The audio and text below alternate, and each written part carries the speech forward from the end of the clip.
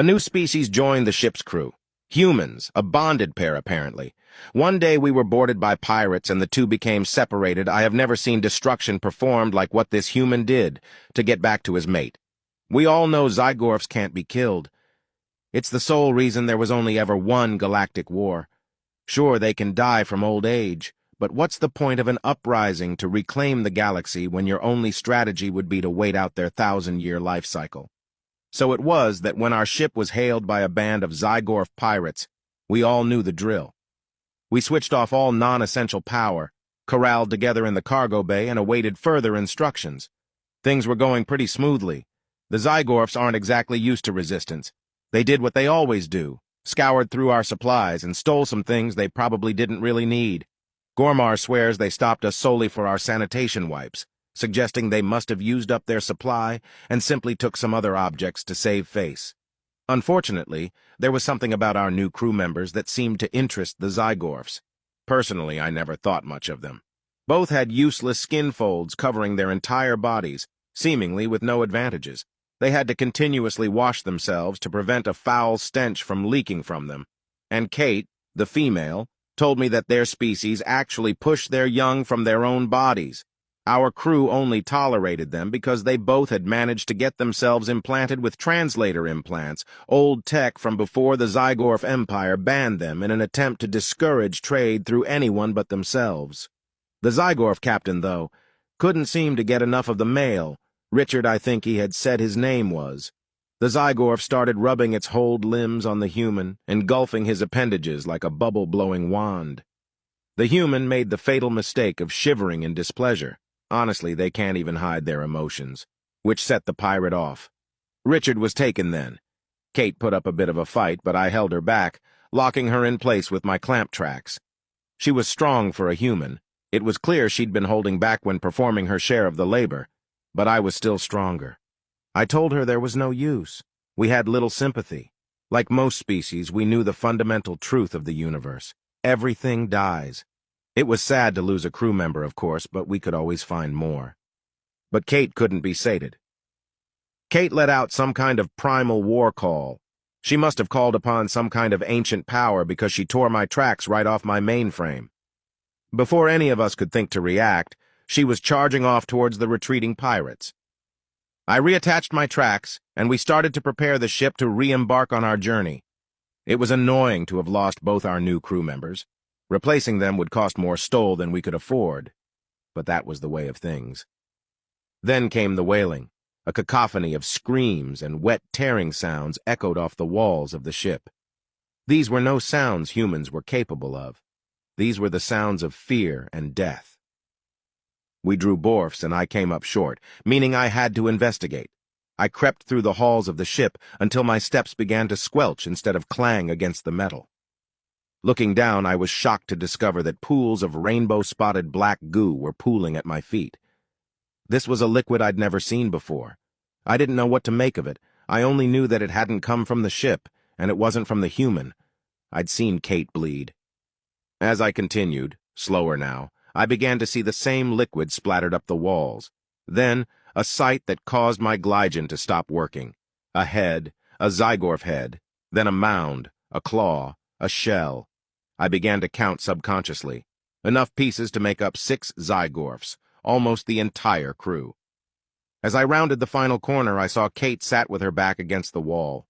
Richard was huddled in her arms, eyes closed as she stroked his hair. The pirate captain, who'd taken interest in Richard, was clearly regretting his decisions, considering his body had been contorted to such a degree that his sight slits were peering at me through his waist sack.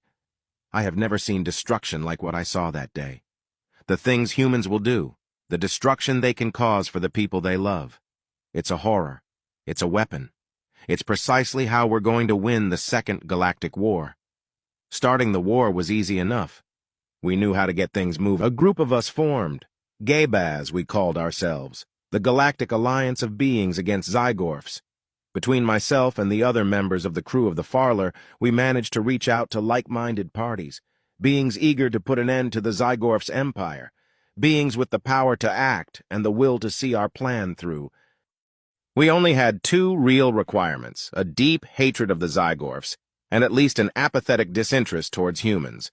All it took was a few sails, a couple of missing craft, and a rumor. The Zygorfs seemed to share a strange predilection for humanity. None of the rest of us could understand why, but we weren't complaining. It made it easy. We barely had to push the humans into their grasp. Then we spread the word. When the humans started to learn that their loved ones had been taken by the Empire, their rage burned brighter than stars. All the rest of us had to do was get out of their way. At first, we tried to employ strategy, to gently nudge them in the desired direction. But we found this too difficult. The humans weren't interested in striking blows to the Empire. They simply wanted to save their kind. Later, only to avenge their deaths. That was the Zygorf's major mistake. They tried to punish the humans for revolting, tried to subjugate them with a promise of pain towards their hostages. But that only stoked the fires of their rage. In the first few rotations, thousands died. We couldn't figure out how the humans did it. They tracked their friends, perhaps through some internal bond they shared. It was almost as though their pairs called to one another across time and space. As Kate put it, their hearts sang to one another.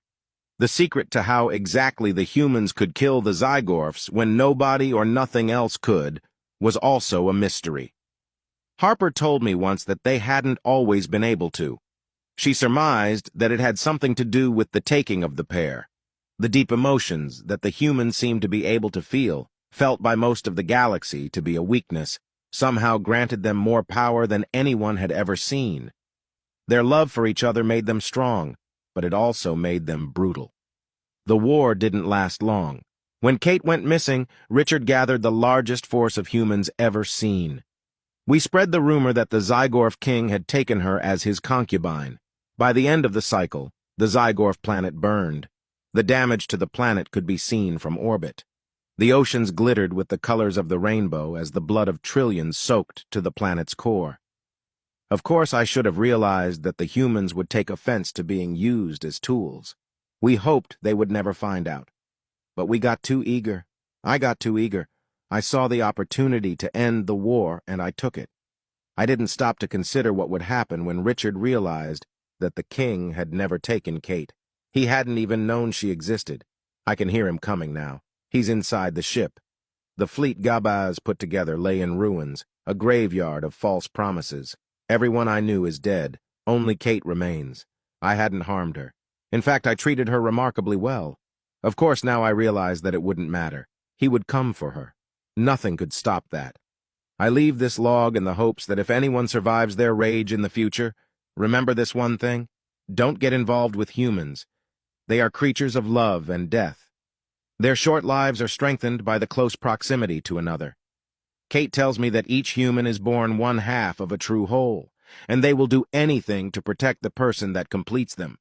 If you find yourself face to face with them, bow your head and hurry along. If you find yourself face to face with one, pray to whatever you believe that you're not standing between them and the rest of their heart. Because if you are, you're already dead.